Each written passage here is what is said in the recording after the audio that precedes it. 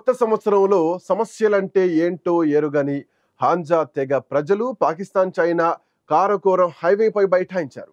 కొన్నేళ్లుగా తమ ప్రాంతం ఎదుర్కొంటున్న సమస్యలు బయట ప్రపంచానికి తెలిసేందుకు ఏకంగా చైనా నుంచి పాకిస్తాన్ కనెక్ట్ చేసే కారకోరం హైవేని ఆక్రమించుకొని తమ నిరసనను తెలియజేశారు.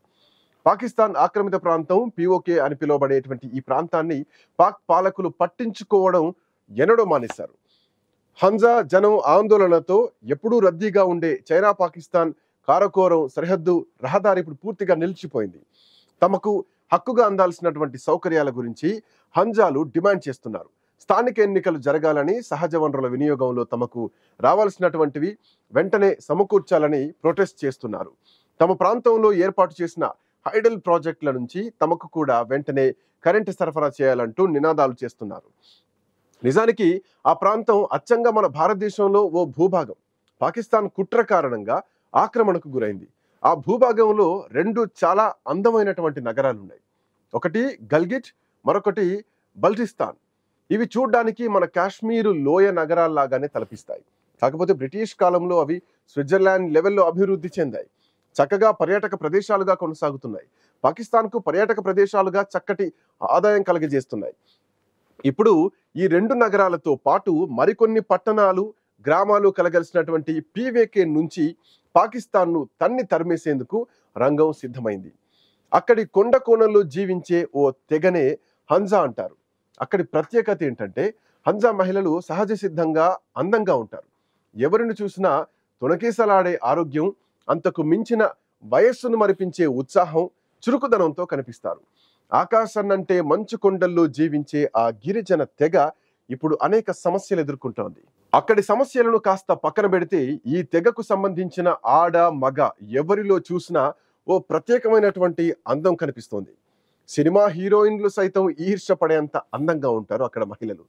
మేకప్ లేకుండానే వెలిగిపోయే హంజా మహిళల గురించి ప్రపంచమంతా చెప్పుకుంటుంది. అక్కడి మహిళల్లో 60 గర్భం దాల్చి పిల్లలను కనేంత ఆరోగ్యంగా ఉంటారు.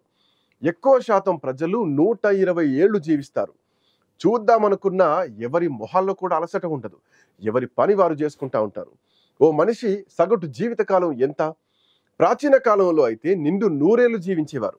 ఆపై నిన్న మొన్నటి దాకా అది 62గా ఉండేదని చెప్పాలి. ఇక ఇప్పుడు ఇంకాస్త పెరిగింది.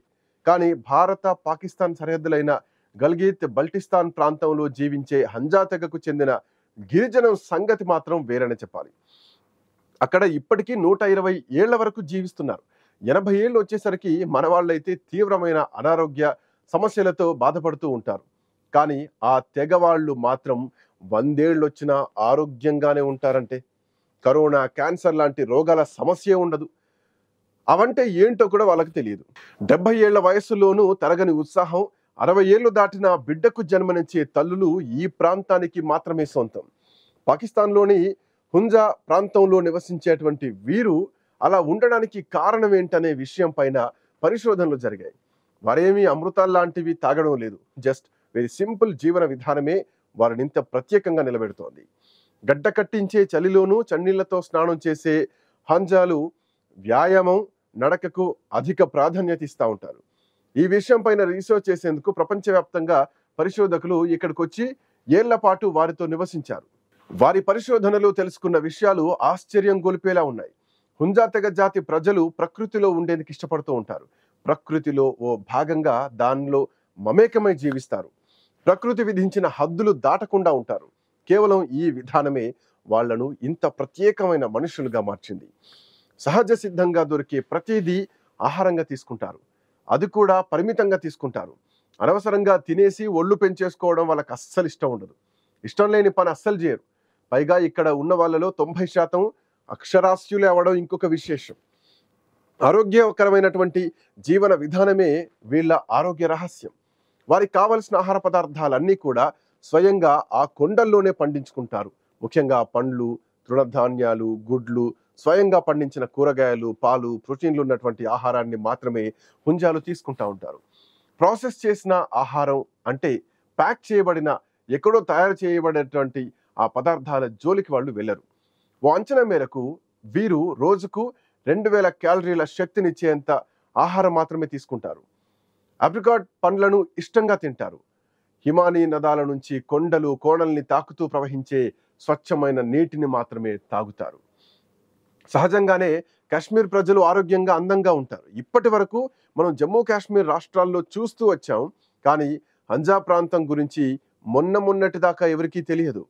ఇక్కడి వారు మద్యం జోలికి వెళ్లరు. కానీ ఇక్కడ లభించే తుమురు టీ మాత్రం తాగుతారు. స్థానికంగా దొరికే మూలికలతో తయారు చేసే ఈ టీ వల్లే వీరి చర్మం నిత్యం యవ్వనంతో ఉండేలా చేస్తోందని పరిశోధకులు చెబుతున్నారు. ఉప్పును చాలా తక్కువగా తీసుకుంటా అంటారు. చక్కెర ఈ ప్రాంతంలో తయారు కాదు కాబట్టి దాన్ని తీసుకోవాల్సినటువంటి అవసరంగా వాళ్ళు భావించరు. ఇంకొక విషయం ఏంటంటే వీరికి అత్యంత ఇష్టమైన పండు నేరేడు పండు. ఈ పండును తినడమే కాకుండా గింజ నుంచి నూనెని తీసి వాళ్ళు ఉపయోగిస్తారు. 5 ఏళ్ల క్రితం ప్రపంచాన్ని తలకిందులు చేసిన కరోనా మహమ్మారి ఈ ప్రాంతం జోలికి రాలేదంటే నమ్మశక్యం కాదు. 30 ఏళ్లు దాటితేనే ఏదో ఒక అనారోగ్యం గుండెపోట్లు చుట్టుముడుతున్నటువంటి ఈ రోజుల్లో హుంజా తెగవారు మాత్రం 60 ఏళ్ళు వచ్చినా 20 ఏళ్ల వారిలా ఉండే ఆరోగ్యంతోనే ఉంటారు. 70 ఏళ్ళు మీద పడ్డా చర్మం ఏమాత్రం ముడతలు పడవు. నిండు యవ్వనంగా కనిపిస్తూ ఉంటారు. సాధారణంగా మనకు తెలిసినటువంటి మహిళలకు 40 ఏళ్ళు దాటితే పిల్లలు పుట్టే అవకాశాలు చాలా తక్కువగా ఉంటాయి. అంటే ఫర్టిలిటీ పూర్తిగా పడిపోతోందన్న వార్తల నేపథ్యంలో ఇక్కడ అలాంటి సమస్యలు ఉండవు. మీకు తెలుసా, ఈ తెగకు చెందిన మహిళలు 60 ఏళ్ళు దాటిన ఆరోగ్యకరమైనటువంటి బిడ్డలకు జన్మనిస్తారు. ఇక్కడి వారు అమ్మతనాన్ని నిండు మనస్సుతో ఆస్వాదిస్తూ ఉంటారు. ప్రతిరోజు వ్యాయామం చేస్తారు. ఎంత దూర ప్రాంతాలకైనా నడవడానికే ఎక్కువగా ఇష్టపడతా ఉంటారు. వీరికి ఇంత దీర్ఘాయువు అట్లాగే ఆరోగ్యానికి కారణం వీరు తీసుకునే పరిమిత ఆహారమే. హుంజా ప్రజలు ఉత్తర భారతదేశంలోనూ నివసిస్తున్నారు. ఈ తెగకు ఈ పేరు ఎలా వచ్చింది అన్న ఒక విషయం పైన ఓ కథ కూడా ప్రచారంలో ఉంది. అక్కడ హుంజా అనే నది ఒడ్డున స్థిరపడ్డారు కాబట్టి వారిని హుంజాలు అంటూ ఉన్నారు. మీరు నమ్మరు గాని 40 ఏళ్ల వయసులోనూ ఈ తెగవారు అబ్బాయిలైనా అమ్మాయిలైనా అందంగా కనిపిస్తారు. అదే సమయంలో సన్నగా అట్లాగే ఆకర్షణీయంగా కూడా ఉంటారు. హిమాలయాల దిగువ భాగంలో జీవించే హుంజా తెగ జనాభా 20,000 మాత్రమే ఉంటుంది. పాకిస్తాన్ నియంత్రణలో ఉన్న గల్కిత్, బల్టిస్తాన్ ప్రదేశాల్లో వీరు జీవిస్తున్నారు. బాహ్య ప్రపంచంతో తక్కువ సంబంధాలుంటాయి. చుట్టూ ఒక భారీ లోయ ఉంటుంది. లోయలో ప్రకృతి అందాలకు కొదవే లేదు. పెద్దల నిర్ణయాలకు చిన్న వయస్సుల వాళ్ళు చాలా ఇంపార్టెన్స్ ఇస్తారు. అదే ఆ ప్రాంతానికి ఓ పునాదిలా ఉంటుంది. కాబట్టి ఇక్కడ కోర్టులు ఉండవు, ఏ రకమైన స్వార్థం కూడా ఉండదు. కాబట్టి నేరాలు కూడా ఉండవు. అందుకే ఇక్కడ జైళ్ళ అవసరం కూడా ఉండదు. అనారోగ్యం దరిచేరదు కాబట్టి ఆసుపత్రులు కూడా లేవు.